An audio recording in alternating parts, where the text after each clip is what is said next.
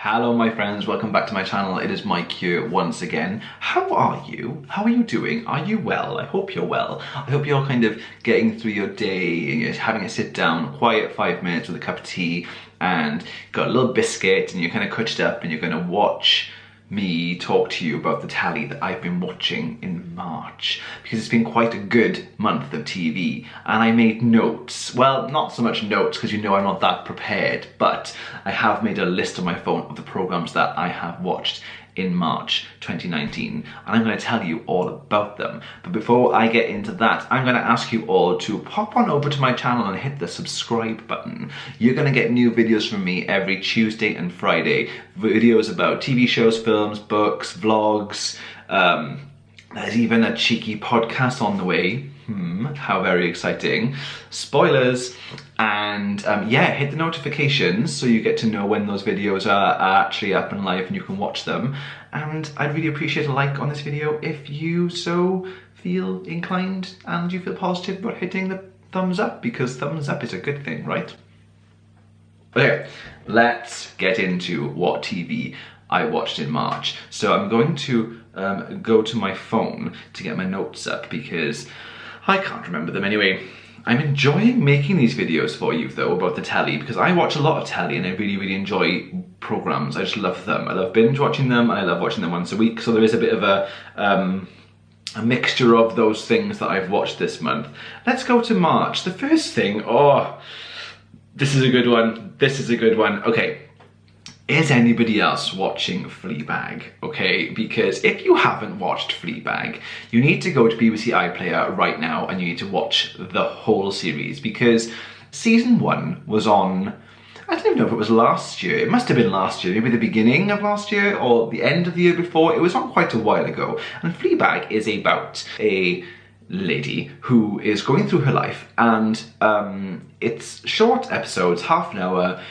It's a comedy drama, I guess, because you can't really call it one or t'other, because it can be very moving. It can be really sad and upsetting, and it can be really laugh out loud funny. And the main character turns to the camera sometimes and says kind of what she's thinking. And I know that that might bring connotations of Miranda to you, an actual sitcom, but this is not like that. It's kind of like that, but because it's told in a very certain way, it doesn't feel like a sitcom, and it's not a sitcom. Anyway, so Jay and I recapped season 1. We watched season 1 in like 2 nights because it's just so flipping good and I love it, because season 2 was back in March and we're watching it at the moment. I think there's 1 episode left now, because I'm recording this in April. So I think there's 1 episode left, and it has been a joy. It has been, some of the episodes have been so funny, and then something's happening, you just kind of go, oh no. I just really feel for the characters. It's written and stars Phoebe Waller-Bridge. Is that her name? I don't know, but she's the one who wrote Killing Eve. So yeah, and she wrote another a comedy drama on Channel 4. I can't remember what it's called, but it's about a bunch of people who are squatting in an abandoned hospital, and it's really funny. That's really good too. That's on All 4. You must go check that out. What's it called? Oh, it's gonna bug me.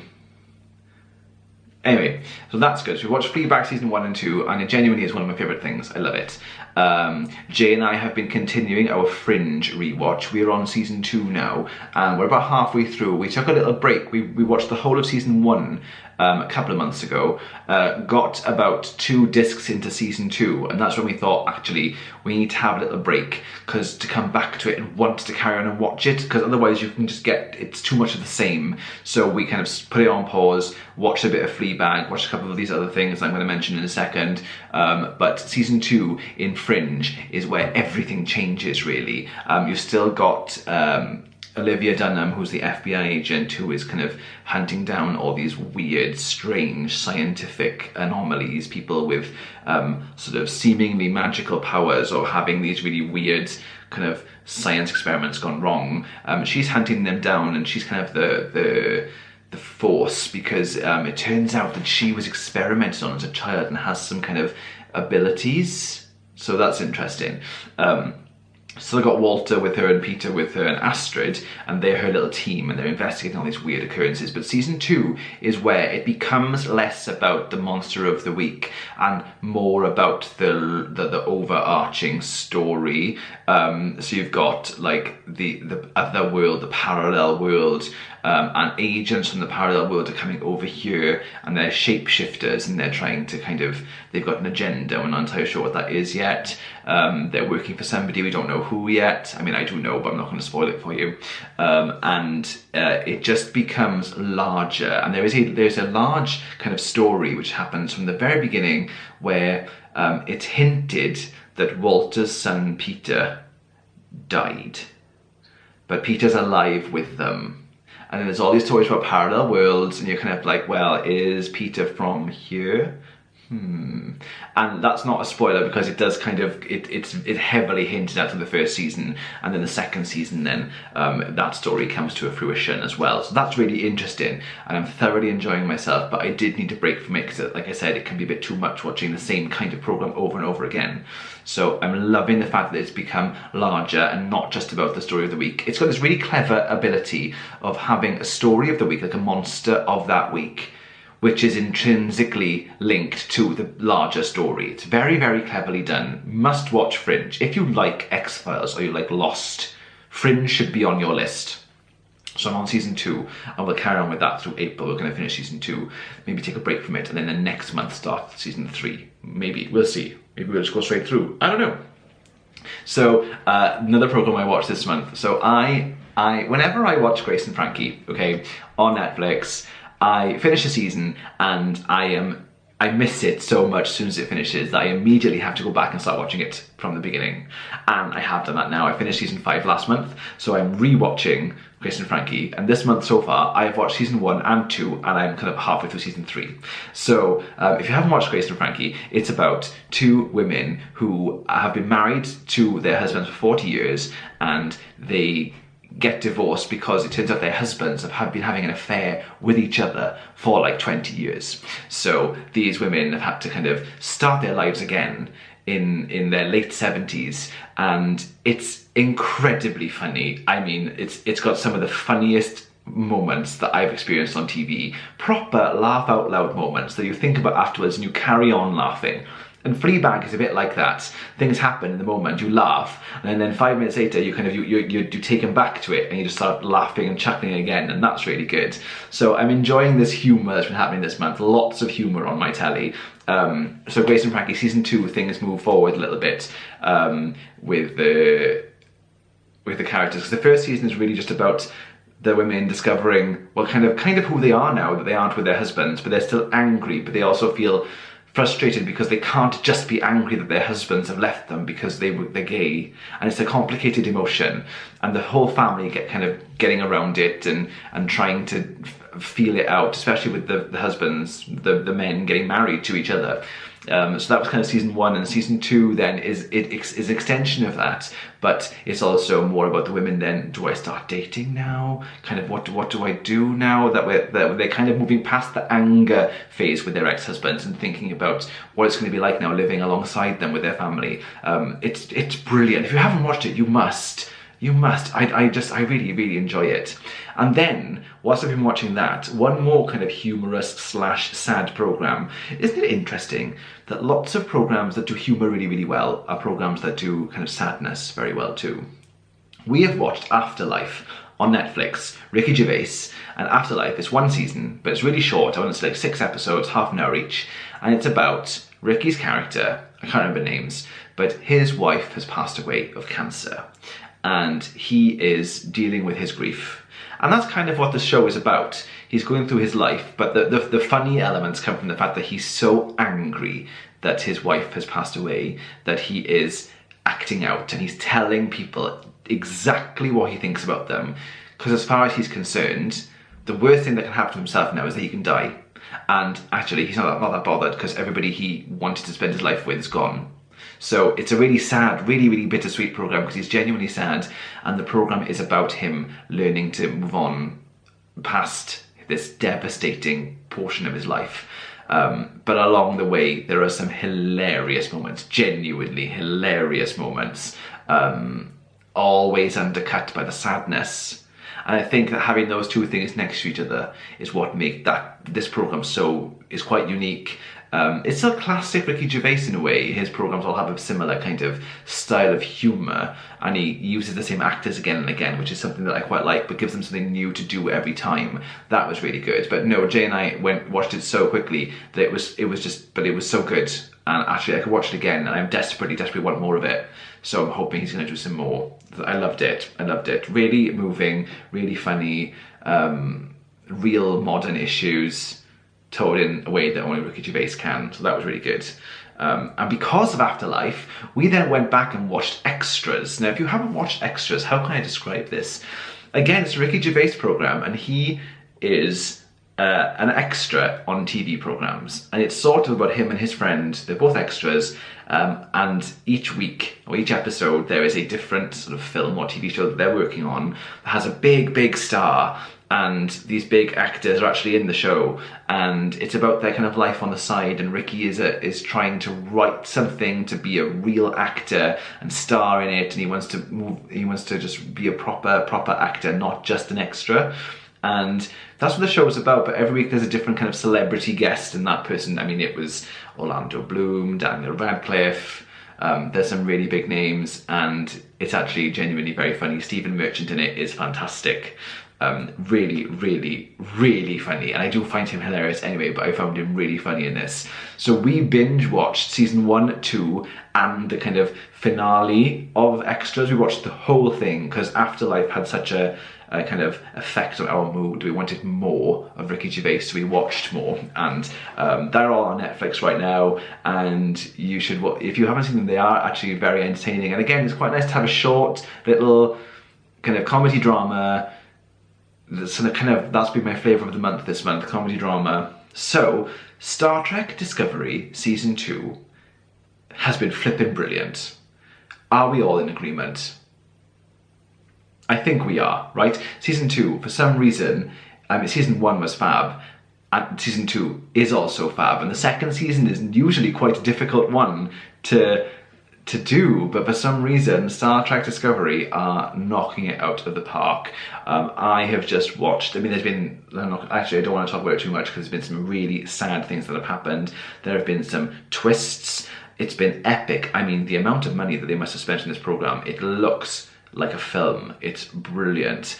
And if you don't know what Star Trek Discovery is, it's on Netflix, and you get one episode every week, and it's about Michael Burnham, who is I don't know what her rank is on a starship for the Federation, going around, and this season 2 is really kind of cementing it and merging it into the whole Star Trek franchise, because it's brought in Captain Pike, it's brought in Spock, and it's taking the mythology that everyone knows, and it's adding to it a whole new layer. And I think that part is really clever. I'm not a Trekkie. I don't know very much about mythology. I didn't watch any other Star Treks other than the most recent films, to be honest, but it's really gripped me. It has, and I'm loving every Sunday morning I tend to watch it, because I don't tend to work every Sunday, so when I'm awake on the Sunday morning, because my body clock doesn't let me sleep in anymore, I put it on, and it's like one of my favourite things to do, just sitting by myself watching Star Trek Discovery, and I'm really enjoying it. Epic stuff. Don't want it to finish. I don't know how many episodes we have left, but I just don't want it to finish. So I only have 2 more programs left, guys. We're on the home stretch. The other thing that Jay and I binged, like completely binged, this has been another comedy drama. I've spoken a little bit about it before in previous videos, which I will link. It's called Catastrophe, and it's on Channel 4. There are 4 seasons, and we watched season 1 back at the beginning of the year, and we were kind of like watching little bits here and there. But this month we finished season 2, season 3, and season 4, because I think it just caught us at the right time. So Catastrophe is about a man and a woman, Rob and Sharon. Rob's from America, he's in London for work, and Sharon lives in London, but she's Irish. They meet, and they have a one-night stand, and they get pregnant. And it's about that collision of cultures, and then it becomes kind of a family comedy drama about how they're dealing with parenthood. Season 2 jumps forward in time. They have 2 children in season 2. It's the different parents go through different things. Their parents go through some stuff, and it's kind of a comedy drama about life as a family in London, and that's kind of a really broad way of how to describe it, but that is what it is. It's hilarious. I mean, these 2 characters get themselves into some really, really sticky situations, sometimes literally sticky, and it's a really, really good watch. We watched them on all 4, I think. All the episodes are on all 4 right now, because it's the end now. The whole series is actually finished. There's not going to be any more, and it was lovely. It was nice. Even the end, sometimes the end of a show is a tricky thing to finish a show and leave you feeling satisfied. And it did leave me feeling satisfied. It also felt like they could have done another series, another season, but set in America, because they went to America in the last episode, and it was really interesting then to see Sharon being in America rather than just Rob being in London. So it was it could have gone on again, but it could have just been repetitive. So maybe it's right that it finished. They did have a massive row in the kind of last but one episode, and you just thought, oh my god, please don't tell me they're gonna like split them up for the end. Spoilers, no spoilers, no spoilers. But it was a massive row, and some of the things he said were horrific, and I was like actually hurt for Sharon. I was proper like, oh my god, what the hell is wrong with him? What's he doing? But it deals with a lot of things, you know. It deals with alcoholism, drug abuse, being a parent, being a child, being a family unit, what it means to be a family unit now, but in a really funny, clever way with some undercuttings of sadness too. I think this is what I enjoy. I think most of the comedies that if it's just funny, that's not good enough for me anymore. It needs to be funny and have a realistic sadness to it as well. So Catastrophe, brilliant. All 4, guys, you must go and watch it. And so the last thing we watched, or the last thing I'm going to talk about now because I've rambled. So Big Little Lies season 2 is back soon. We haven't had a trailer yet, but it is on its way. And so Jay and I decided to rewatch season 1 again. This is our 3rd time round since it's been on. It was only on less than a year ago. Big Little Lies is a really, really great show set in California. Reese Witherspoon, Nicole Kidman, I can never remember her name, it's the girl from Divergent. Never ever remember her name, but they are all mothers in this small town. Oh, and Laura Dern, who was fantastic in it, by the way. They're all mothers in this small town, and long story short, it's just about these families in California. I mean, this is rich California now, okay? But on the beach, living their lives, and kind of the bitchiness of these mothers is what it's about. Ooh, someone's at my door. I think Jay's going. Yeah. So it's sort of about these mothers and how they kind of get through their life, and it kind of starts with one of the little girls in school. She's being bullied, and she singles out that it's one of the boys, and it sort of sparks this whole drama that goes through.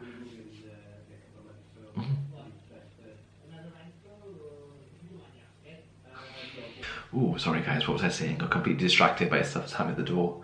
Trying to sell us conservatories or something. You know what it's like. So, Big Little Lies, it's sort of just a drama about these families.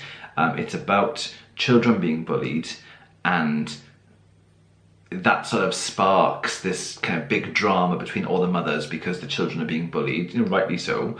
And it's how they deal with it. And it moves through this whole kind of story about domestic abuse and just general abuse. Actually, is kind of a theme in the whole thing. There's rape, physically attacked, there's psychological abuse. It's about these women trying to keep their families together through all this stuff. And it's genuinely a really, really good show.